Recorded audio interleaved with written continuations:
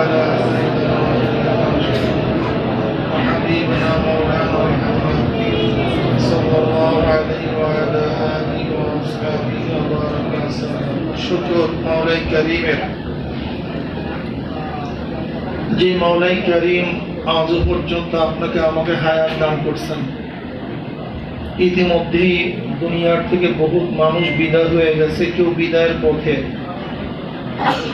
আবার অনেক মানুষও জিন্দা কিন্তু অসুস্থ, হসপিটালে কাতরাইতেছে।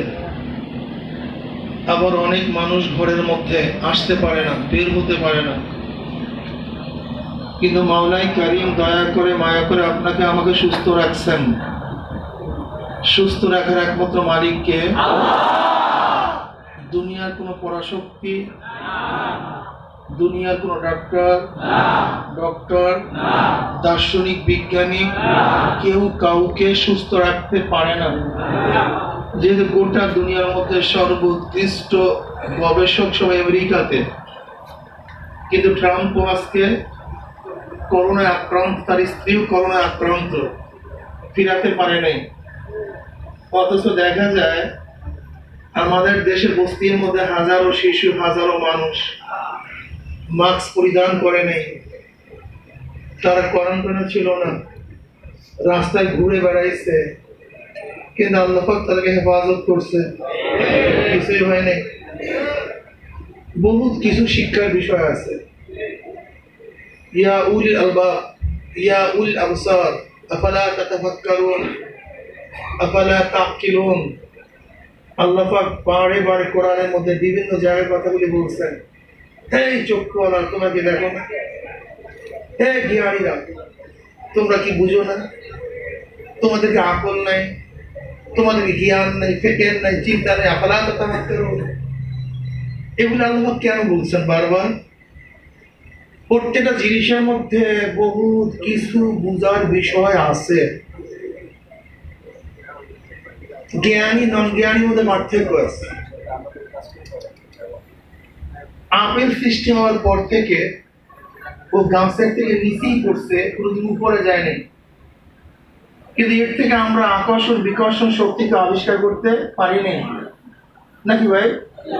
আপেল জন্ম হওয়ার পর থেকে ও গাছের থেকে কোথায় পড়ছে? উপরে কোনোদিন। কিন্তু এর মধ্যে আকর্ষণ বিকর্ষণ শক্তি আমরা নির্বাচন করতে পারি, আবিষ্কার করতে পারি না। কিন্তু নিউটন দেখছে আপেলটা নিচে পড়ছে, সে আকর্ষণ বিকর্ষণ শক্তি আবিষ্কার করে ফেলছে। আসলে সবার চক্ষু এক না, সবার জ্ঞানও এক না। এই জন্য আল্লাহ পাক বারবার তাকিদ, আফালা তাতাফাক্কারুন, আফালা তাকিলুন, ইয়া উলিল আলবাব, ইয়া উলিল আবসার। হে চক্ষুওয়ালারা, তোমরা কি দেখো না, বুঝো না, চিন্তা করো না? তোমাদের কি জ্ঞান নাই? আমাদের চিন্তা করা উচিত, ঠিক না ভাই? আল্লাহ পাক রব্বুল আলামিন আজও পর্যন্ত আপনাকে আমাকে সুস্থ রাখছেন। অসুস্থ করতে পারতেন, কোনো সন্দেহ? এই বর্তমান করোনায় হাজারো বিজ্ঞানীদের চোখে আঙ্গুল দিয়ে দেখা দিছে যে বিজ্ঞানে কোনো শক্তি নেই, শক্তি সম্পূর্ণ আল্লাহ। ওরা বলছে অদৃশ্য শক্তি, আমরা তাকেই আল্লাহ বলি। কি কথা ঠিক না? হযরত আলী রাদিয়াল্লাহু ফরমান, আমি আল্লাহকে চিনছি, আল্লাহর পরিচয় পেয়েছি। বলে কিভাবে? বলে এইভাবে, আমি একটা কাজের সিদ্ধান্ত গ্রহণ করছি, এই কাজটা আমি করব। সিদ্ধান্তের মধ্যে আমার কোনো ত্রুটি বিচ্যুতি ছিল না, সন্দেহ সংশয় করতে কিছু ছিল না। কাজ আঞ্জাম দেওয়ার জন্য যত উপকরণের প্রয়োজন সবই আমি জোগাড় করছি, কাজটা করব, কোনো বাধাও নাই। কিন্তু দেখি কাজটা হয় নাই। কেন হয় নাই? কারণটা কি? নিশ্চিত পিছনে আর এক শক্তি আছে, সেই শক্তির নামে আল্লাহ। হবে না কেন? হয় নাই কেন?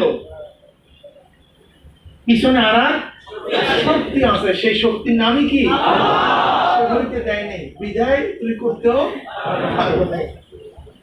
আহা, ডাক্তাররা বলছে এইভাবে চললে, সেইভাবে চললে করোনা হবে না। কিন্তু জরিপে দেখা গেছে যারা বেশি সতর্ক ছিল,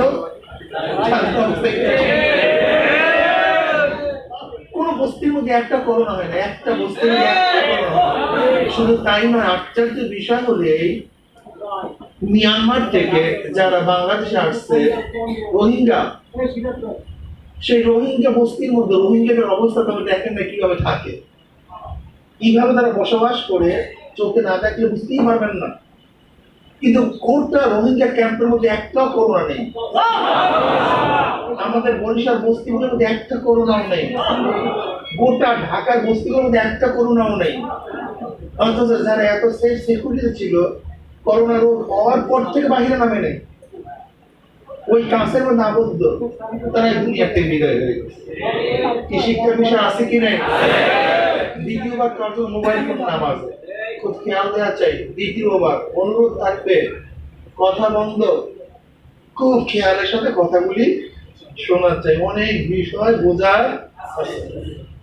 তাহলে সুস্থ রাখার মালিককে এই বিশ্বাস করছেন তো? আলহামদুলিল্লাহ। এর নাম ঈমান।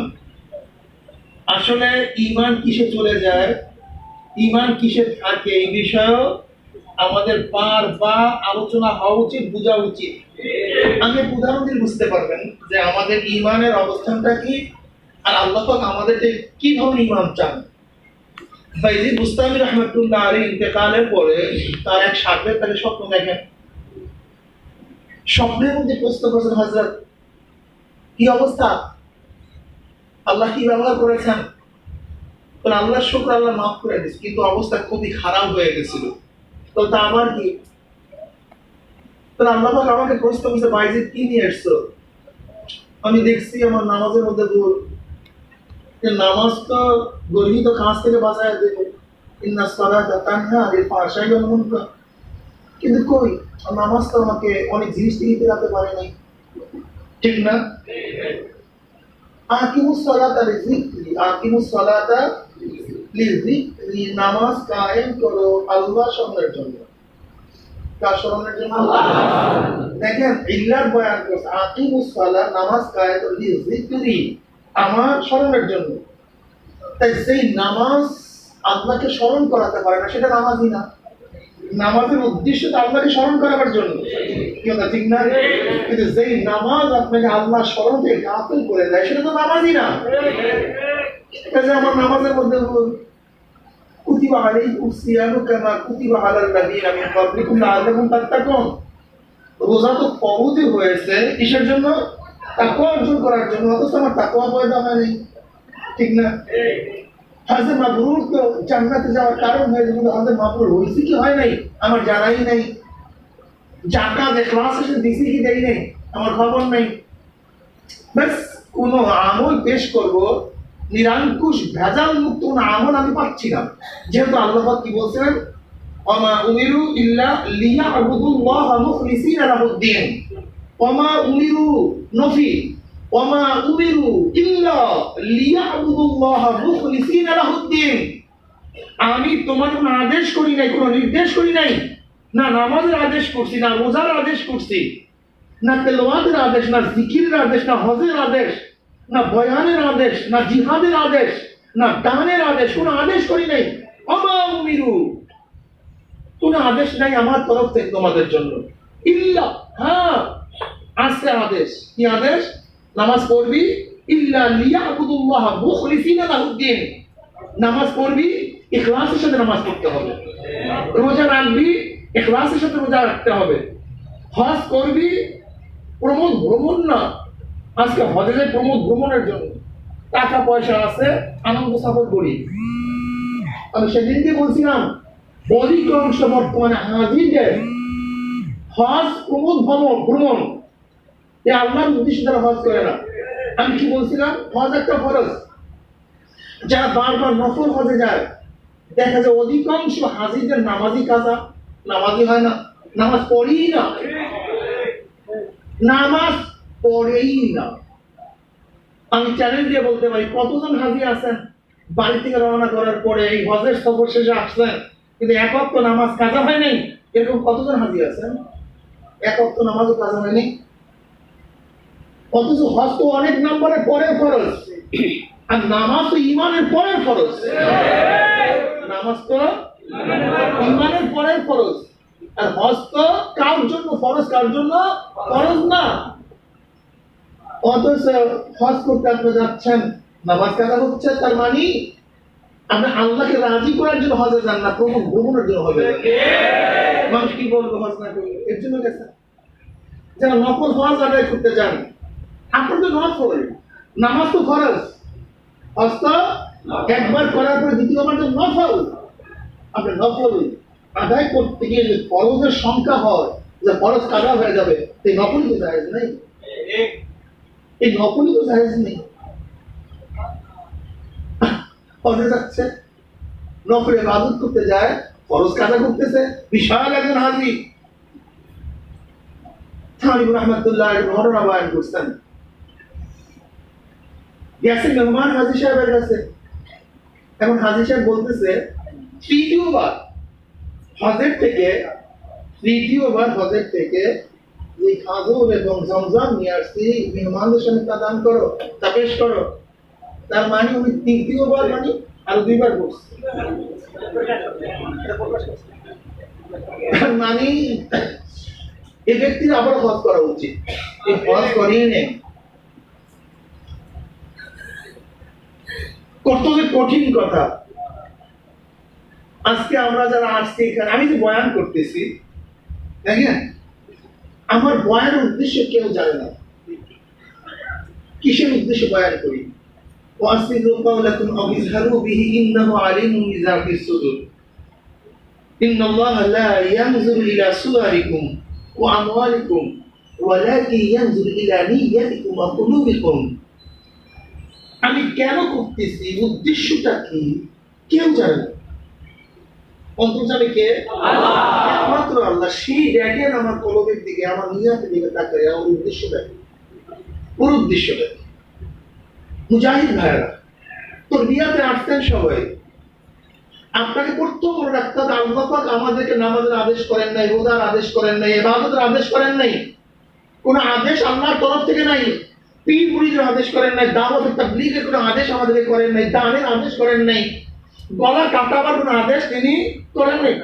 وعن ابي موسى الاشعري رضي الله عنه قال قال رسول الله صلى الله عليه وسلم قيل يا رسول الله من قاتل للمغنم ومن قاتل للذكر ومن قاتل وما كان فمن في سبيل الله قال رسول الله صلى الله عليه وسلم من قاتل لتكون كلمة العليا فهو في سبيل الله رواه البخاري أو كما قال النبي عليه الصلاة والسلام। নবী আলাইহিস সালাতু ওয়াস সালামের একটি প্রশ্ন ছিল, ইয়া নবী আল্লাহ, কোন ব্যক্তি শহীদ হয়ে গেছে, গলা কাটা গেছে, মানুষ তার আলোচনা করে, ব্যক্তি আমার যোগ্য ছিল, এত সুযোগ ছিল, বীর ছিল। কোন ব্যক্তি গনিমতের মাল পুরাবার জন্য যুদ্ধে অংশগ্রহণ করেছে, কোন ব্যক্তি তার অবস্থানকে ধরে রাখার জন্য যুদ্ধে গিয়ে গলা কাটায় গেছে, ফামান ফি সাবিলিল্লাহ। এর মধ্যে কোন ব্যক্তি আল্লাহর রাহে শহীদ, ফামান ফি সাবিলিল্লাহ, ফামান ফি সাবিলিল্লাহ। এর মধ্যে কোন ব্যক্তি আল্লাহর রাহে শহীদ, আল্লাহর রাস্তায় জীবন কাটায় গেছে, এর একটাও না, একজনও না। যে ব্যক্তি একমাত্র ইনায়াত কালিমাতুল্লাহর জন্য, আল্লাহর জমিনে আল্লাহর হুকুমকে কায়েম করার জন্য মৃত্যুবরণ করবে, শহীদ হবে, সেই শহীদ। এছাড়া যে কারণে যুদ্ধের ময়দানে গলা কাটবে, সে আল্লাহর কাছে কিছু না, কিচ্ছু না। অথচ নিয়ত কি জিনিস, ইখলাস কি জিনিস। কোন ব্যক্তি যদি ইখলাসের সাথে নিয়ত করে, আল্লাহ তুমি আমাকে শহীদের মৃত্যু দাও, আল্লাহ তুমি আমাকে শহীদের মৃত্যু দাও, ওয়াইন মাত আলা ফিরাশি ফাহুয়া শাহীদুন। আমার নবী আলাইহিস সালাতু ওয়াস সালাম ফরমান, যে ব্যক্তি একমাত্র নিরঙ্কুশ ভেজাল মুক্ত নিয়তের সাথে আল্লাহর কাছে শহীদের মৃত্যু কামনা করবে, যদি সে ব্যক্তি তার বিছানাও মারা যায়, ওয়াহুয়া শহীদ, সে ব্যক্তি শহীদ। কি বুঝলেন ভাই? বুঝলেনটা কি? এক ব্যক্তি রণাঙ্গনে গলা কাটায়া দিছে, সে শহীদ না। আর এক ব্যক্তি তার বিছানার মধ্যে দুনিয়াতে বিদায়, সে বলতে ইন্নাল্লাহা লা ইয়ানজুরু ইলা সুওয়ারিকুম ওয়া আমওয়ালিকুম ওয়ালাকিন ইয়ানজুরু ইলা নিয়্যাতিকুম ওয়া কুলুবিকুম। এই নিয়াতকে ঠিক করেন, কলবকে ঠিক করেন। আগে কলব ঠিক করেন, তারপর খাস করেন। আগে কলব ঠিক করেন, তাহলে সব বেকার, সব বেকার, সব বেকার, কিচ্ছু হবে না, কিচ্ছু হবে না। এর জন্য ইন্নামাল আমালু বিন্নিয়াত, ইন্নামাল আমালু বিন্নিয়াত, ইন্নামা লফজে হাসর, লফজে হাসর। ইন্নামার মধ্যে দুইটা শব্দ আছে, মা ও ইল্লা, মা ও ইল্লা। ইন্নামার মধ্যে দুইটা জিনিস আছে, মা ও অর্থ দেয়, মা মা মায়ের অর্থ দেয়, ইল্লার অর্থ দেয়। অর্থ কি দাঁড়াবে? মাল আমালু ইল্লা বিন্নিয়া, মাল আমালু ইল্লা বিন্নিয়া। ইন্নামাল আমালু বিন্নিয়াতের তরজমা হবে মাল আমাল ইল্লা বিন্নিয়া। নিয়াত ব্যতীত কোনো আমল অস্তিত্বই লাভ করতে পারে না।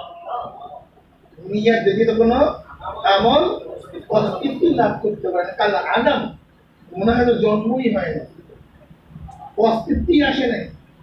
নামাজ, রোজা, হজ, যাকাত, এই বয়ান টয়ান আদি আপনাদের খাটনি, আপনাদের পেরেশানি, আপনাদের সাধনা, আপনাদের তাবলীগ, আপনাদের সাধনা, আপনাদের অর্থ খরচ করা, এই সব কিছু নির্ভর করে ইল্লা বিন্নিয়াত, নিয়তের উপরে, যে আমি একমাত্র রেজা মাওলার জন্য, মাওলাকে সন্তুষ্টি করার জন্য বিকাশটা করতেছি। ঠিক না ভাই? আল্লাহ নামাজের আদেশ করেন নাই, রোজার আদেশ করেন নাই, হজের আদেশ করেন নাই, যাকাতের আদেশ করেন নাই, জিকিরের আদেশ করেন নাই। হ্যাঁ, নামাজ পড়লে ইখলাসের সাথে পড়তে হবে। রোজা রাখবি তো ইখলাসের সাথে। ইখলাস, ইখলাস মানে কি? খালেস মানে কি? খালেস, খালেস, খালেস শব্দের অর্থ কি?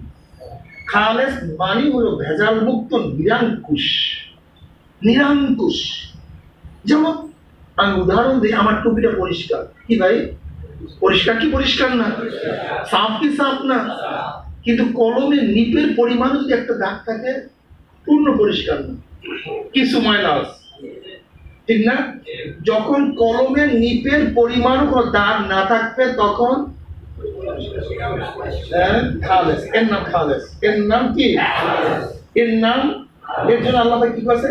ইয়াউমা লা ইয়ানফাউ, ইয়াউমা লা ইয়ানফাউ মালু ওয়ালা বানুনা ইল্লা মান আতাল্লাহ বিকলবিন সালিম। সালিম, সালিম। যেরকম আমার টুপির মধ্যে কলমের নিপের পরিমাণ ও কোনো দাগ থাকলে পূর্ণ পরিষ্কার না, কিছু অপরিষ্কার, সালিম না, সুস্থ না, পুরা পরিষ্কার না, ভেজালহীন না, ভেজাল মুক্ত না, টুপির মধ্যে সামান্য হলেও ভেজাল আছে। কিয়ামতের ময়দানে একমাত্র ভেজাল মুক্ত কলম, ভেজাল মুক্ত ইয়াউমা লা ইয়ানফাউ মালু ওয়ালা বানুনা ইল্লা মান আতাল্লাহ বিকলবিন সালিম।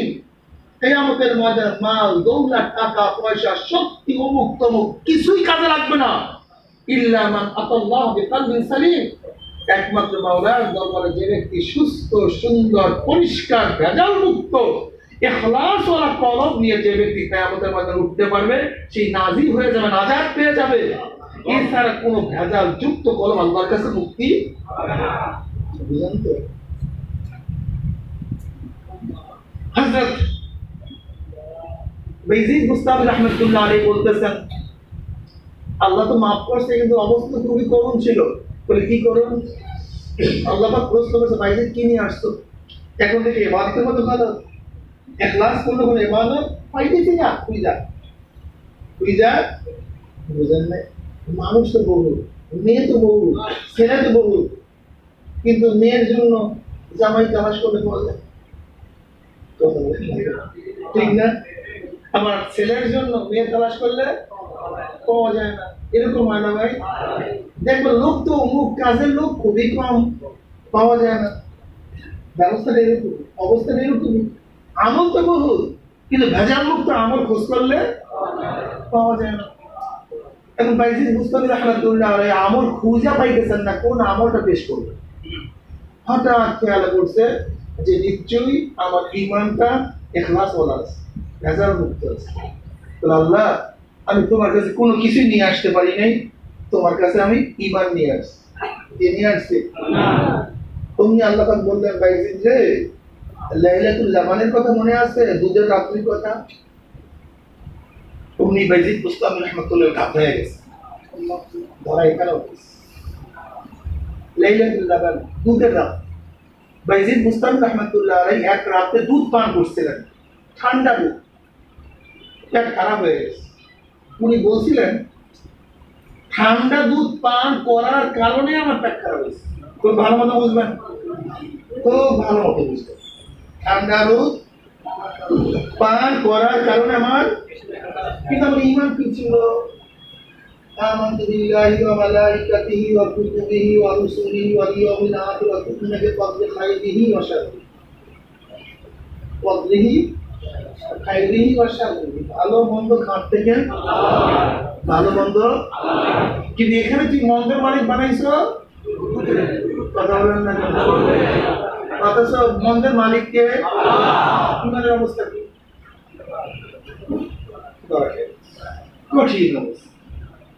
দেখেন, যে যে মানের তার প্রশ্ন সেই মানের করে, যে যে মানের তার প্রশ্ন সেই মানের। এর জন্য তো বলছে হাসানুল আবরারের সাইয়্যিদুল মুকাররাবিন, হাসানুল আবরারের সাইয়্যিদুল মুকাররাবিন, মানে সাধারণ মানুষের ইবাদত আবরার যারা একেবারে নৈকট্য লাভ করছে তাদের জন্য গুনাহ।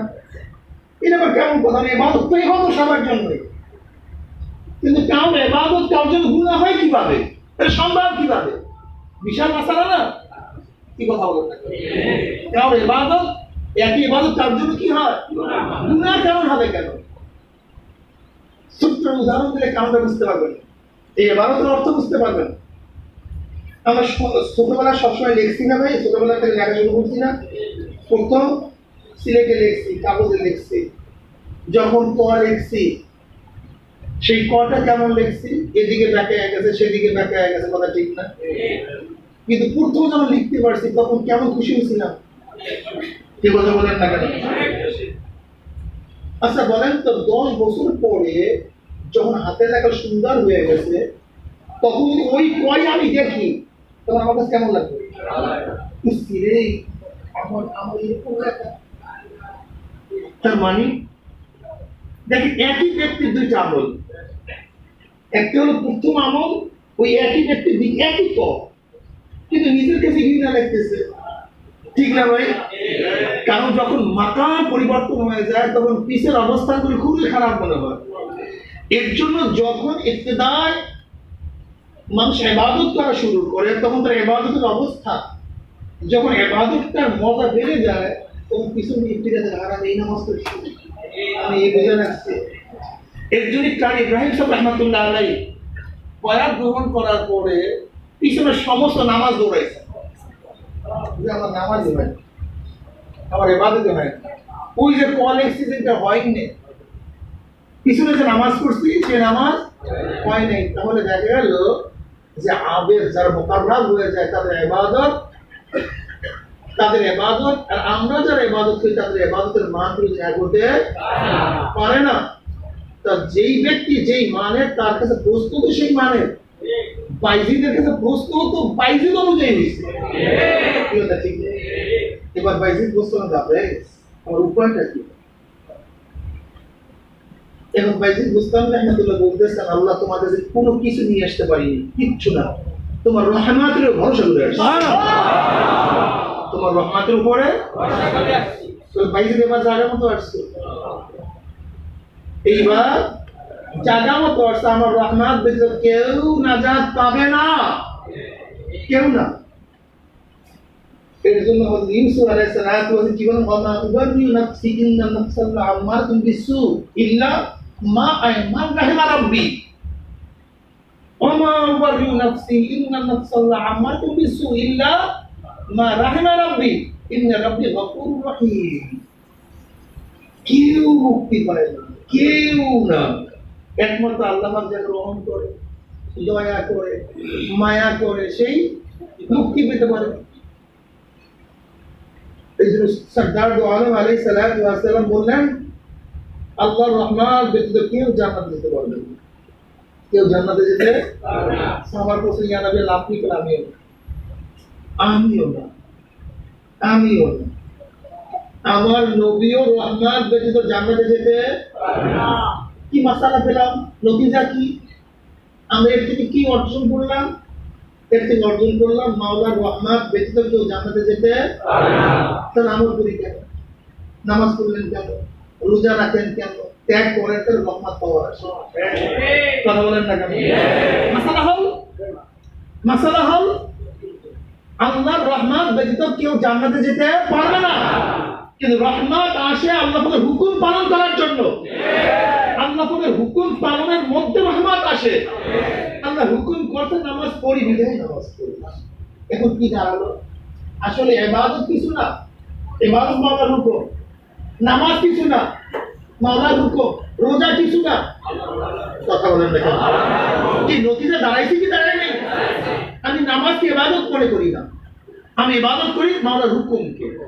আমি রোজাকে ইবাদত মনে করি না, আমি ইবাদত মনে করি কথা বলেন নাই কেন? কারণটা কি? দেখেন দেখেন দেখেন, যদি নিচক নামাজটা ইবাদত হয়, যদি নিচক নামাজটা ইবাদত হয়, তাহলে সবসময় ইবাদত হবে। যদি নিচক মহজ নামাজটা ইবাদত হয়, তাহলে সবসময় কি হবে? কিন্তু সূর্য যখন স্থির, সূর্য যখন ডুবে, সূর্য যখন উদিত হয়, তখন কেন? কারণটা কি? তার মহাজ ইবাদত না, মহাজ ইবাদত না, নিচক সে ইবাদত না। যেই নামাজে আল্লাহ পাকের হুকুম নাই, সে নামাজ মহাজ ইবাদত না। রোজা রাখবেন, মহাজ ইবাদত না। কেন? আপনি দেখেন, যদি কোনো ব্যক্তি ঈদের সময় রোজা রাখে, কি হবে? কেন? তার মহাজ ইবাদত না। ওই সময় আল্লাহ পাক না রোজা রাখতে নিষেধ করছে। কাজে রোজা মহাজ ইবাদত না। যে রোজার পিছনে আল্লাহ পাকের হুকুম আছে সেটা ইবাদত, যে রোজার পিছনে আল্লাহ পাকের হুকুম নাই সেটা ইবাদত না। যে নামাজের পিছনে আল্লাহ পাকের হুকুম আছে সেটা ইবাদত, যে নামাজের পিছনে আল্লাহ পাকের হুকুম নাই। তাহলে আমরা কি দাঁড়াতে পারি? আমাদের মৌলিক কথা কি? আমরা হুকুমের গোলাম। কার হুকুমের গোলাম? আল্লাহ পাকের হুকুমের গোলাম। কাজে কোনো ফাইজলামির কিছু নাই, ইসলামী কিচ্ছু নাই। এর জন্য দেখেন, আমরা নামাজের মধ্যে কমতি করি, বেশি করি, ছেড়ে দেই, এটা আমাদের কোনো আপত্তি নেই, কোনো আপত্তি বুঝেন নেই। যেমন আরাফার ময়দানে যখন যাবেন, তখন আপনি কি নামাজ অক্তগত পড়েন? বরং একত্র নামাজ আর একত্র নিয়ে একসাথে পড়েন। মুস্তালাফা যখন যান, তখন আপনি অক্তের সময় নামাজ পড়েন? কেন পড়েন না? আমরা ছেড়ে দিচ্ছি। অথচ ফরজ কেন ছেড়ে দিয়েছি? আল্লাহর হুকুম, আল্লাহ কখন পড়বি না, বাস আমার কোনো এখানে ফাজলামি নেই, কোনো কিদ্দারি নেই। আল্লাহ ছাড়তে বলছে, ছাড়ছি। অমুক জমা করতে বলছে, জমা করছি, সমস্যা নেই। মহিলাদের জন্য বলছে অমুক সময় নামাজ পড়বি না, তার শেষ। অমুক সময় নামাজ পড়বি না, আল্লাহর হুকুম পালন করতেছে। তো বেচারে নামাজ পড়লো যে সব হইতো, ও বেচারে নামাজ না পড়িয়া কি সব পাইতেছে? কি বলতে? আমি এর জন্য আপনাদের জেহেনকে সাফ করতে চাই। যারা শুধু গুনাহ করার, যে টুপির মধ্যে ইবাদত, রোজার মধ্যে ইবাদত, জিকিরের মধ্যে ইবাদত, দাড়ির মধ্যে ইবাদত, লম্বা জামার মধ্যে ইবাদত, যারা এটা মনে করতেছেন, আপনাকে অবশ্যই স্মরণ রাখতে হবে, যতক্ষণ পর্যন্ত ইবাদতের পিছনে আল্লাহ পাকের হুকুম না হবে, ততক্ষণ পর্যন্ত ইবাদত ইবাদতই না। ওই ইবাদত ইবাদত না। সেই ইবাদতের পিছনে আল্লাহ পাকের হুকুম হবে, সেটা সামান্য হলেও বহু বড় ইবাদত হয়ে যাবে। বুঝলেন? এর জন্য আব্বাজান রাহমাতুল্লাহ বারবার বলতেন, আমরা আল্লাহর গোলামি করতে চাই। আল্লাহর গোলামি মানে মালিক যেইভাবে গোলামকে হুকুম দেয়, গোলাম মালিকের হুকুমের বাইরে যাওয়ার কোনো সাধ্য নেই। এর জন্য কেউ যে বুজুর্গি মনে করে ইসলাম হুকুমাদের দরকার নেই, এটাই বুজুর্গি কেউ মনে করে, অন্যের মোকাবেলার কোনো প্রয়োজন নেই, এইটাই বুজুর্গি মনে করে, আমরা মনে করবো এটা তোমার বুজুর্গি ভুল। তুমি আসলে ইবাদত বুঝো নাই। তুমি ইবাদত বুঝো না, ইবাদত কি জিনিস? তুমি ভাবছো মাস নামাজ ইবাদত, রোজা ইবাদত, তাকবীর ইবাদত, দাড়ি ইবাদত, তুমি এইটাকে ইবাদত মনে করতেছো। কথা ঠিক না? তুমি কি যদি শুধু টুপিকে ইবাদত মনে করো, তো ইহরাম বান্দার সময় টুপি বলো না কেন? হ্যাঁ, বাট তোর টুপি লাগবে না। কি বলা ঠিক না? যাই হোক, আমি যেটা বলতে চাই, আল্লাহ পাকের হুকুম পালন করার জন্য চেষ্টা করি ভাই। মালিক যেভাবে হুকুম করবে সেইভাবে যদি আমরা পালন করি, তাহলে ইবাদত হবে। তোমার আমার মন করা এই সমস্ত ফাইজলামি টাইজলামি আল্লাহর কাছে কোনো কোনো দাম নাই, কোনো গ্রহণযোগ্যতা নেই। বর্তমান যে যা মনে চায় সেইভাবে পাবলিককে বুঝাই দিচ্ছে, আমি বহুত বড় বুজুর্গ, আমি বহুত বড় দরবেশ, আমি বহুত কিছু। অথচ দেখা যায় আল্লাহ আমাদের হুকুম সে পালন করতেছে না। আল্লাহ আমাদের সবাইকে মাফ করে দেন। বাইজুল বুসরি কি বললেন? কথা আপনার রহমতের ভরসা করে আসছে। কার রহমতের উপরে? আমরা কার রহমতে ভরসা করতে চাই? আল্লাহ সবাইকে কবুল করুন। শুনেন, আর আমার মাওলা এত দয়া, এত মেহেরবান, এত মেহেরবান মাওলা। এই অবস্থা কি জানেন? এই সত্তার অবস্থা কি জানেন? আমার মাওলা এত দয়াবান, এত মেহেরবান, যে ব্যক্তি আল্লাহ করে রহমত কামনা করে আমার মাওলার সাথে সাথে রহমত দিয়ে দেয়, রহমত দিয়ে দেয়, বরং খুশি হয়ে যায়, খুশি ভরে তাকে জমজম দেওয়া দেয়। এর জন্য আমরা আল্লাহর কাছে কি চাই? আলহামদুলিল্লাহ রাব্বিল আলামিন। এরপরে তারিফ করি, আল্লাহ الصمت الصلاة وعن علي رضي الله عنه قال قال رسول الله صلى الله عليه وسلم قال الله عز وجل الصمت الصلاة القاطعة بيني وبين عبدي وإذا قال عبدي الحمد لله رب العالمين قال الله عز وجل حمدني عبدي وإذا قال عبدي الرحمن الرحيم قال الله عز وجل أثنى علي عبدي وإذا قال العبد مالك يوم الدين قال الله عز وجل مجدني عبدي وإذا قال العبد إياك نعبد وإياك نستعين قال الله عز وجل هذا بيني وبين عبدي ولعبدي ما سأل وإذا قال العبد اهدنا الصراط المستقيم صراط الذين أنعمت عليهم غير المغضوب عليهم ولا الضالين قال الله عز وجل هذا لعبدي ولعبدي ما سأل الله আল্লাহ পাক বলেন আমার মধ্যে আর বন্দার মধ্যে নামাজকে ভাগ করে বলেছি। কি করছি? ভাগ করছি। কাসসামতু সালাতা আল ফাতিহা বাইনি ওয়া বাইনা আবদি। যখন বান্দা বলে আলহামদুলিল্লাহি রাব্বিল আলামিন, আল ইস্তিগরাক, আলিফ লামে ইস্তিগরাক, অর্থ কি দাঁড়াবে? আলহামদুলিল্লাহ। যত প্রশংসা, যত শব্দ অর্থ পেলাম কোথায়? আলের মধ্যে।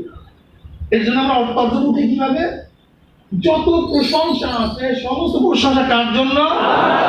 এই যত প্রশংসার অর্থ পেলাম কোথায়? আল, আলিফ লামের মধ্যে পাইছেন। আল ইস্তিগরাক। যত প্রশংসার অংশ আছে, ফর্দ আছে, যাহা কিছু আছে, প্রশংসা কার জন্য না? একমাত্র প্রশংসা কার জন্য? লিল্লাহি রাব্বিল আলামিন। তাহকিকে দিয়ে যাব না। আর রহমানির রহিম, বির রহমাতির রহিম, মালিক ইয়াউমিদ্দিন। যখনই বান্দা বলে আলহামদুলিল্লাহি রাব্বিল আলামিন, অমনি মাওলা ডাক দিয়ে বান্দা আমার খুবই প্রশংসা করে। হ্যাঁ, কি করছে? আমি প্রশংসা একমাত্র দাবিদার, অন্য কেউ প্রশংসার দাবি দান না, দাবি করতেও কেন পারে না? কারণটা কি? বুঝে নিন। বিল্ডিংটা খুব সুন্দর, কি বলেন? উত্তরটা বিল্ডিং। আরে ভাই, এত শক্তি, এত রড, এত বালি, এত সিমেন্ট, এত রাস্তা করেছিল, এটা সুন্দর হলো কিভাবে? সুন্দর করছে কে? কথা বলেন, একদম কারিগর। তাহলে বিল্ডিং সুন্দর, প্রশংসা আসলে বিল্ডিং কেন? যখনই বলছি বিল্ডিং সুন্দর, বিল্ডিং তো সুরকি টুরকি হাবি জাবি, এর কোনো দাম নেই, এটা রাস্তার মাল। কিন্তু এই বিভিন্ন জায়গা থেকে সুরকি মুরকি হাবি জাবি এত সুন্দর বিল্ডিং করছে কি একজন? এই কারিগর আমাদের জেনে রেখে দিয়েছে তেমন প্রশংসার দাবিদারকে। এরকম প্রত্যেকটা জিনিস, লোকটা খুবই সুন্দর। আচ্ছা বলেন তো, আমি কালো, আপনি সুন্দর, এই পেনকে আমি করছি না। তার লোকটা সুন্দর মানে প্রশংসাটা ব্যক্তির না। যেরকম বিল্ডিংটা সুন্দর, প্রশংসা বিল্ডিং এর না। লোকটা সুন্দর, প্রশংসা যে ব্যক্তি যে সত্তা তাকে সৌন্দর্যতা দান করছে, প্রশংসা সেই সত্তা। ছেলেটা খুবই মেধা সম্পন্ন। এই বোকারাম সত্যি, এই মেধা কি তুমি ধার করছো নাকি, কোরআন করছো নাকি, তোমার বাপ্পা তোমার মধ্যে সেট করছে নাকি, দেশে কি মেধা? তোমার প্রশংসা কিসে? তোমার তো সেজদা করা উচিত ছিল, তোমার তো 24টা ঘন্টায় সেজদা করা উচিত ছিল। যে মেধা তো আমি সেট করি, এটা আমার অর্জিত না, এটা অর্পিত। অর্পণটা কি করছে? প্রশংসা দাবি রাখে কে? ব্যক্তির গলা খুবই সুন্দর, কি দান করছে এই কণ্ঠ? তোমার প্রশংসা কিসে? যেরকম বিল্ডিং এর প্রশংসা হয় না, কারিগরের প্রশংসা হয়, ঠিক তো দুনিয়ার যে কোনো জিনিসের আপনি যখন তারিফ করবেন, প্রশংসা করবেন, আলটিমেটলি দেখা যায় প্রশংসা তার থাকে আর প্রশংসা চলে যায় আমার আল্লাহ। কি কথা ঠিক না? সমস্ত প্রশংসার মালিককে তিনি রহমান। যখনই বলে আর রহমান রহিম বলে আসনা আলাই আফদি, বন্ধা আমার সানা সিফাত বয়ান করছে, হ্যাঁ আমি রহমান আমি রহিম। যখনই বন্ধ বলে মালিক ইয়াউমিদ্দিন, আল্লাহ পাক বলে মাসদানি আপনি, বন্ধা আমার বরত্ব বয়ান করছে, হ্যাঁ আমি তো মালিক। লিমানিল মুলকু লিল্লাহি ওয়াহিদুল কাহ্হার, আমি তো মালিক, আমার বাইরে আমার কে মালিক আছে? সবই তো আমি, একচ্ছত্র মালিকানা কার? আমার বুজুর্গি বয়ান করছে, আমার বরত্ব বয়ান করছে। যখন বন্ধ বলে ইয়াকা না'বুদু, আমরা তোমারই ইবাদত করিতেছি, করিব, এতই তর্জমা। ইয়াকা অর্থ কি? ইয়া আমরা একমাত্র তোমারই, একমাত্র তোমারই কর্ম কোথায় পেলাম? আসলে দেখেন শব্দ শুনে না বুঝে ইয়াকা, যদি আমরা ফেলকে আগে নিয়ে আসতাম আর এসএমকে পরে নিয়ে যাইতাম, তাহলে হসর পয়দা হতো না। এই একমাত্র তোমারই এই তর্জমা উত্তর, আমরা তোমারই অবস্থা এরকম হতো। যখন এসএমকে প্রথমে নিয়ে আসছি, ফেলকে পরে নিয়ে আসছি, না'বুদু ইয়াকা না'বুদু, আমরা ইবাদত করিতেছি, না'বুদু ইয়াকা তোমারই, ঠিক না? এখানে দাওয়ামে মানা পাওয়া যেত না, হসর পয়দা হতো না, তাকিদ হইতো না।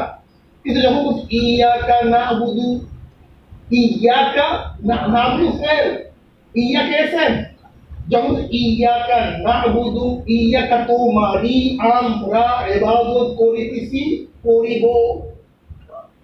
আবুদু না না'বুদু? কথা বলেন। না'বুদু আমরা, আবুদু আমি।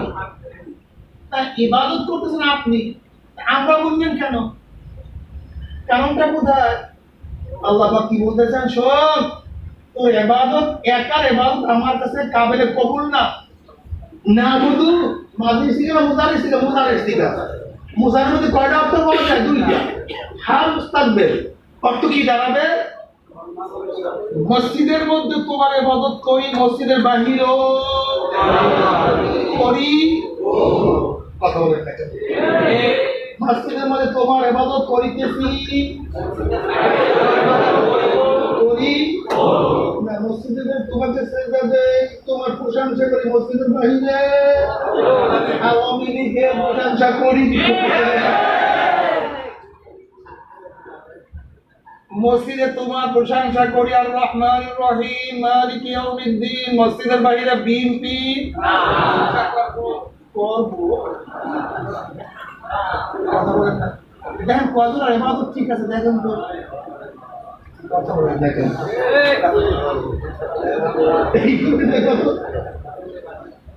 কি বললেন? আলহামদুলিল্লাহি রাব্বিল আলামিন, আর রহমান রহিম। রহমান কে? আল্লাহ। রহিম কে? আল্লাহ। রব কে? আল্লাহ। রব শব্দের অর্থ কি? রব শব্দের অর্থ কি? আল্লাহ। রব শব্দের অর্থ, রব শব্দের অর্থ অনেকে জানেন, অনেকে না, অনেকে না।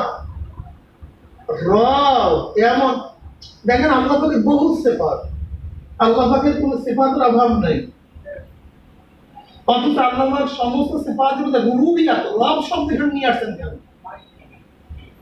কত কঠিন মাসালা, ঠিক না ভাই? বলি কোন সময় রব রুবুবিয়াত, আসল রব শব্দের অর্থ পালনেওয়ালা। আসলে পারলে ওয়ালার দ্বারা রব শব্দের অর্থ ওঠে না। রব বলা হয় ওই সত্তাকে। খুব ভালো মনে রাখবে, মনে রাখবেন তো। অস্তিত্বহীন থেকে বলেন অস্তিত্ব এনে তার প্রয়োজন মিটায়, তাকে পূর্ণতা খুঁজায়া যায়, তার নাম রব। বলা তো কিছু বলছিলাম।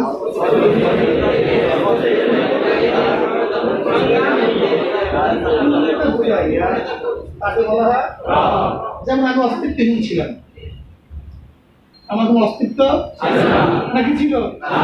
অস্তিত্ব কে আনছে? মায়ের গর্ভে যা প্রয়োজন ছিল মিটেছে কে? দুনিয়াতে আসার পর প্রয়োজন মিটেছে কে? আমাকে বড় প্রভুতে পুষাইছে কে? অস্তিত্বহীন থেকে অস্তিত্বে তার প্রয়োজন মিটে আসা, যে তাকে পূর্ণতা পুষায়।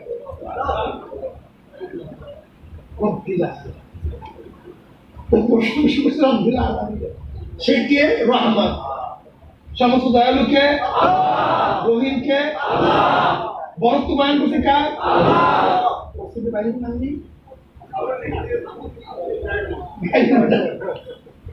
মসজিদ যে লাইনে গায়রুল্লাহ মাসালা কঠিন, এর জন্য মুজারের সিগা লাগাইছে। ইয়াকা নাবুদু, ইয়াকা আমরা তোমারই করিতেছি। এরপর কি সামনে আসছি? এরপরে আয়াত কি? অর্থাৎ কি বলেন? ইয়াকা আমরা তোমারই সাহায্য চাইতেছি। চাই ও আমরা তোমারই সাহায্য এবং মসজিদ তোমার কাছে সাহায্য চাই, মসজিদের বাহিরও, নামাজের মধ্যে তোমারই সাহায্য চাই, নামাজের পরেও, মোনাজাতের মধ্যে তোমার কাছে দোয়া করি, সাহায্য চাই মোনাজাতের পরেও। কিন্তু আমরা কি করি? নেতাজি জিন্দাবাদ, অমুক দল জিন্দাবাদ, অমুকে তো অমুক আছে, তখন কার প্রশংসা করেন? অথচ আলহামদুলিল্লাহ কি সময় কি বলছিলেন? হ্যাঁ, একমাত্র সমস্ত প্রশংসা তোমার, সমস্ত প্রশংসা একমাত্র। কিন্তু এখন করি কাজে তোমাদের নামাজও ঠিক নেই, রোজাও ঠিক নেই, আমাদের ঠিক নেই, জ্ঞান পাচ্ছে সব জায়গায়, সব জায়গায় ভেজাল লেগে গেছে। কি লাগছে ভাই? এর জন্য এবার ইয়াকা নাবুদু, আল্লাহ তোমারই ইবাদত করিতেছে। কার জন্য? আল্লাহর জন্য। ওয়া ইয়াকা নাস্তাইন, কার কাছে সাহায্য চাই? নিজের জন্য সাহায্য চাই, ঠিক না? এবার আল্লাহ হাযা বাইনি ওয়া বাইনা, কিছু আমার জন্য আর বান্দা কিছু নিজের জন্য চাইছে। ইবাদত আমার করছে, আমার বান্দা সাহায্য চাইছে নিজের জন্য না। বান্দা আমার জন্য চাইছে, আমি আসি, আর বান্দা নিজের জন্য চাই, তাকে দিয়ে দিলাম। দেখছেন, আমি আগেই না বলছি বন্দা চাওয়ার সাথে সাথে কি করে বলছিলাম। এবার কি চাই? ইহদিনা সিরাতাল মুস্তাকিম, মাওলা হে আমাকে সিরাতাল মুস্তাকিমের পথ দেখায়া দাও। সিরাতাল লাযিনা আনআমতা আলাইহিম, কোন পথ? কোন? দেখছেন, প্রথমে জানো এর জন্য সবথেকে ভেজাল লেগে যায়। সিরাতাল লাযিনা আনআমতা আলাইহিম, সব পথ না, ওই পথ, ওই পথ, যেই পথে চলার পরে যাদের উপর নিয়ামত বর্ষণ করছে তাদের পথ দেখাইয়া দাও। কোরআন হাদিসের পথ না, কোরআন হাদিসের পথ না, যাদের উপর নিয়ামত বর্ষণ করছে তাদের পথ দেখাইয়া দাও। যারা বলেন আমাদের কোরআন হাদিসের পথ, এটা ভুল। তোমার ইলমের মধ্যে কমতি আছে, তোমার জানার মধ্যে ত্রুটি আছে, তোমার জ্ঞান পোক্ত না, এর জন্য তুমি মানুষকে ধোঁকা দাও। তুমি বারবার দোয়া চাইতেছো, আল্লাহ তুমি আমাকে ওই পথ দেখায় দাও যেই পথে চলার পথে তোমার নিয়ামত বসে, তাদের পথ। তারা কারা? নবী, সিদ্দিক, সালেহীন, শুহাদা, তাদের পথ দেখায় দাও। ঠিক না? আনআমতা গায়রিল মাগদুবি আলাইহিম ওয়ালাদ-দাল্লিন। আল্লাহ কি বলে, হাযা লিআবদি ওয়া লিআবদি মা সাআল। বান্দা সব নিজের জন্য চাইছে, আর বান্দা যা নিজের জন্য চাইছে আমি সব তাকে দিয়ে দিলাম। আগে কি বলছো না, বান্দা চাইতে দেবে তো মজা করছে আল্লাহ, তুই চাবি কোনো দেরি। এবার বাইজিদ বুস্তামি রহমাতুল্লাহ আলাইহি আল্লাহ বলতেছেন, বাইজিদ হ্যাঁ তোর সব টাকা আমল আছে, যেটা তোর কাছে কোনো গ্রহণযোগ্যতা নেই, কিন্তু আমার কাছে খুবই ভালো লাগছে, খুবই ভালো লাগছে। দেখ, একদিন শীতের মধ্যে একটা বিড়াল শীতে কাঁপতেছিল, কনকনে শীতের মধ্যে কাঁপতেছিল। তুই আমার মাখলুকাত হিসাবে ওই বিড়াল বাচ্চাটাকে কম্বলের মধ্যে, ল্যাপের মধ্যে আরাম দিছিলি। তুই তো আরাম দিছ, আর ও আমার কাছে মহাজাত করা শুরু করছে। তোমার যে বন্ধা আমাকে শীতের থেকে আরাম দিছে, কষ্টের থেকে আরাম দিছে, সুখ দান করছে, তুমি তাকে জাহান্নামে জ্বালাই, তুমি তাকে জান্নাতের সুখের মধ্যে রাখিও, শান্তির মধ্যে রাখিও। ওই বিড়াল বাচ্চাদের দোয়া কবুল করে দিই, এই জন্য তোকে মাফ করে দিই। ভাইও, আল্লাহ পাক মাখলুক বিড়াল ছানাকে শান্তি দেওয়ার কারণে যদি বাইজিদ বুস্তামি রাহমাতুল্লাহ আল্লাহকে মাফ করতে পারে, আশরাফুল মাখলুকাতকে আল্লাহ আশরাফুল মাখলুকাতকে জোরে বলেন, এই আশরাফুল মাখলুকাতকে যদি কষ্ট থেকে মুক্তি দিয়ে শান্তি দিতে পারে, তাহলে আল্লাহ কেমন খুশি হবে? কষ্ট দেওয়া যাবে না, কোনো মানুষকে কষ্ট দেওয়া যাবে না, কোনো মানুষকে কষ্ট দেওয়া যাবে না। এক কবি বলে, তুমি কাবা ভাঙিয়া দাও, সব কিছু জ্বালাইয়া দাও, সব কিছু করলে কিন্তু মানুষের মনে কষ্ট দিও, মানুষকে কষ্ট দিও, মানুষকে কষ্ট দেওয়া যাবে না, কষ্ট দেয়াই যাবে না। শান্তি দেওয়ার চেষ্টা করেন, সুখ দেওয়ার চেষ্টা করেন, পারবেন না চলে আসেন, কিন্তু কষ্ট পাবেন, খুব খেয়াল রাখবেন। এর জন্য তোমার খাত্তাব রাদিয়াল্লাহু ফরমান, আমার খেলাফতের আমলে যদি ফোরাতের পুলে কোনো কুকুর না খেয়ে মারা যায়, কিয়ামতের ময়দানে ওমরকে জবাব দিতে হবে, তো খেলাফতের আমলে একটা কুকুর কেন না খেয়ে মারা গেল। এই বিশ্বাস আকীদা না থাকলে সে ব্যক্তি জনগণের সেবক হতে পারে। বলেন কি, যে এই বিশ্বাস কার মধ্যে থাকে, জানে তো সেবক, একটা কুকুরের প্রশ্নের জবাব আমাকে দিতে হবে, তার অবস্থানটা কি হয়? এর জন্য তোমার খাত্তাব রাদিয়াল্লাহু তাআলা আনহু অসুস্থ অবস্থায় তাকে বারবার প্রশ্ন তোলা হয়েছে, আপনি আপনার জানিসি নিযুক্ত করেন, আপনি আপনার ছেলে আব্দুল্লাহ ইবনে ওমরকে খলিফা হিসেবে ঘোষণা দেন বা কাউকে ঘোষণা দেন। তখন তিনি কি বলছিলেন? যে পাহাড় মাথায় নিয়ে আমি চলছি, যে খেলাফতের দায়িত্বের ভারে ঘুমাতে পারি নাই, উঠতে পারি নাই, বসতে পারি নাই, সবসময় টেনশনের মধ্যে ছিলাম, সেই পাহাড় আমি আমার ছেলের মাথা বা আত্মীয় মাথায় চাপায় দেবো?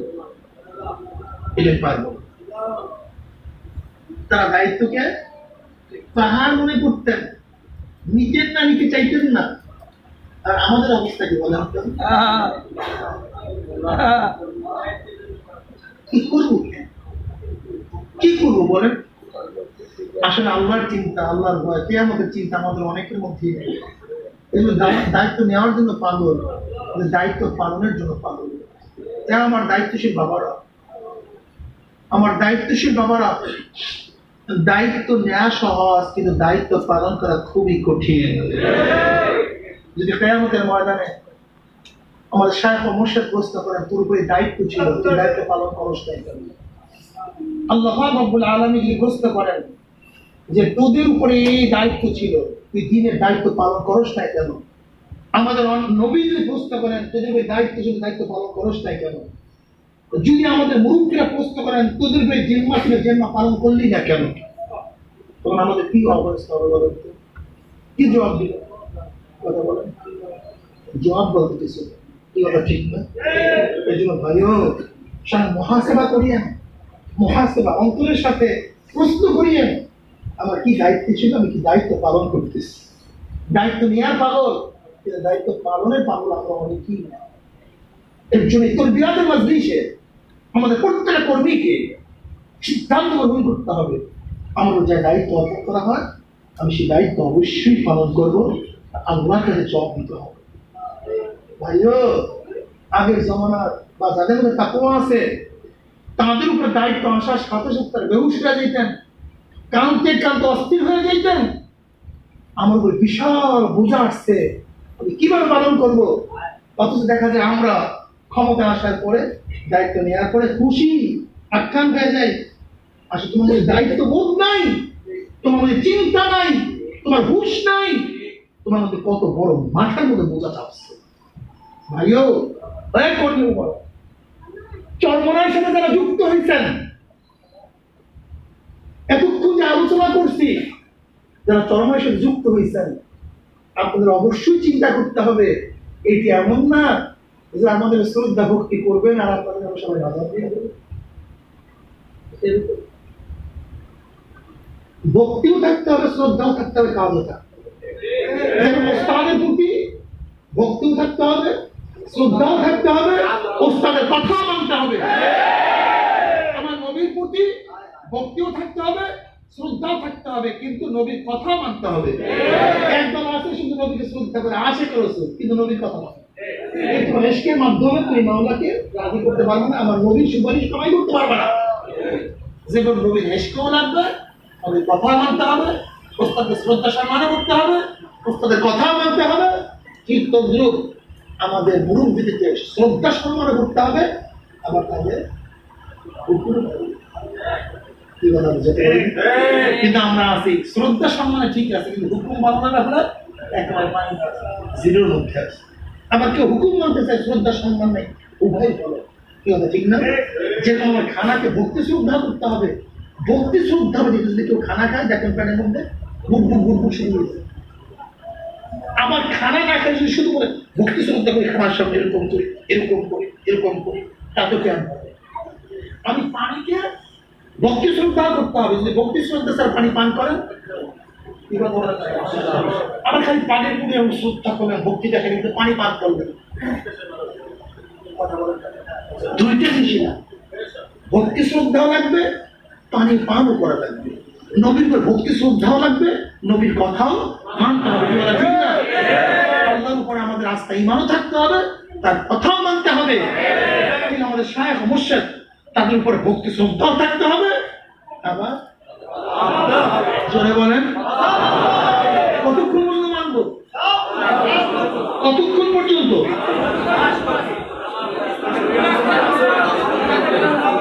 কতক্ষণ পর্যন্ত? যতক্ষণ পর্যন্ত শরীয়তের খেলাফ কোন হুকুম না দিবে ততক্ষণ পর্যন্ত তাদের কথা মানবো, কিন্তু শরীয়তের হুকুমের খেলাফ কোনো কথা বললে লা তুআতা লিমাখলুকিন ফি মাসিয়াতিল খালিক, দুনিয়ার উপরে কার কথা মানা যাবে না। কথা ঠিক আছে না? এর জন্য আমরা যারা আছি চরমনাই মাসলাকের সাথে, আমার দাদা জান আব্বাজান রহমাতুল্লাহ বলতে চরমনের মধ্যে একা থাকতে পারে না, চরমনের মরিদ একা থাকতে পারে না। চরমনের যে যেখানে আছে না কেন সে একা থাকতে পারে না, তার কাজই তা বলে। আমি যেই কথা বলছি, উদউ ইলা সাবিলি রাব্বিকা বিল হিকমাতি ওয়াল মাউইজাতিল হাসানা, এর উপর আজকে আলোচনা করবো না, অন্যদিকে লাইন চলে গেছে। দাওয়াত দিতে হবে, দাওয়াত দাওয়াত। আমাদের কাজ চারটা, কয়টা কাজ ভাই? জোরে বলেন। দাওয়াত, তালিম, তাজকিয়া, কথা দাওয়াত, তালিম, বলেন কি জানি ভাই?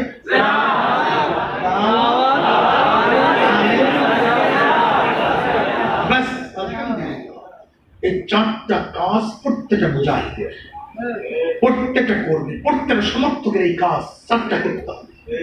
যদি আমরা চারটা কাজ ঠিকঠাক মতো করতে পারি এবং 5 ঔষধ ঠিক মতো আদায় করতে পারি, 3 শর্ত ঠিক মতো পালন করতে পারি, আমার দাদা জান আব্বাজান রহমাতুল্লাহ আলাইহি আল্লাহ পাক রহমতের ভরসা বলতেন যে 5 ঔষধ ঠিক মতো আদায় করতে পারো, আমি আল্লাহ পাকের জাতে পাকের কসম করে বলতে পারি, তার রহমতের ভরসা করে বলতে পারি, শয়তান পাহাড় তলাতে পারবে, তোর ঈমান তলাতে পারবে।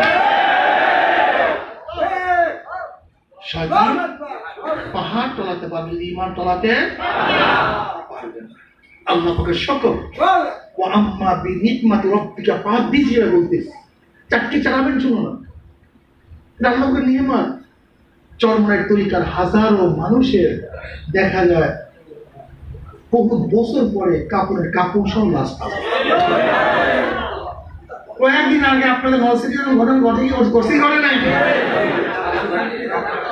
এই যে গাছ খান, এই আপনাদের উপারি, কি কথা ঠিক না? কত বছর পরে? 21 বছর। ওই যে সেই কুড়িগ্রামের বসিরউদ্দিন মুন্সি, ঘুঘু মুন্সি, 23 বছর পর কাপড়ের কাপড় সহ 32 বছর পর। 23 বছর পরে একবার হয়েছে, তৃতীয়বার তো, মানে 32 বছর পরে কাপড়ের কাপড় সহ লাশ একেবারে।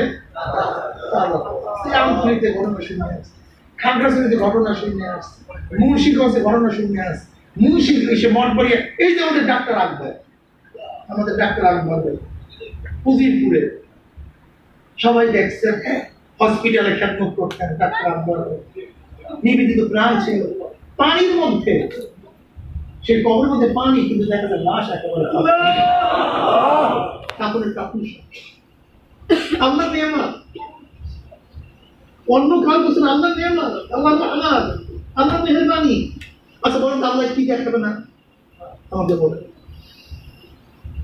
যুক্তি তর্ক ছাড়ো, সমালোচনা বাদ দাও, দেখো কি কাজ করতেছে, সেই অনুযায়ী কাজ করো, সেই অনুযায়ী কাজ করো, নিয়াতকে সহি করো, আমলকে মজবুত করো, ঈমানকে মজবুত করো, পরিকল্পনা মজবুত থাকো, লাইন ভালো, থাকার দায়িত্ব তোমার, খানা ভালো, খাওয়ার দায়িত্ব তোমার, পানি স্বচ্ছ পান করার দায়িত্ব তোমার, তরিকা ভালো, আমল করার দায়িত্ব তোমার। কি কথা ঠিক না? চলার দায়িত্ব তোমার। কাজে আল্লাহ আমাকে আমাদের সবাইকে কবুল করে না, আল্লাহ আমাকে কথাগুলির উপর আমল করার তৌফিক আমাদের সবাইকে দিয়ে